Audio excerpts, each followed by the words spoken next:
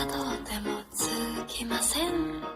森の小さなレストラン、空っぽのポケットをまっさぐって忘れた人からたどり着く。予約は一つもありません。森の小さなレストラン、空席だらけのランチ時、小鳥がパタパタ笑ってる。チュルチュンチュンチュンチュンチュンチュルチュン、チュルチュンチュンチュンチュンチュンチュルチュン。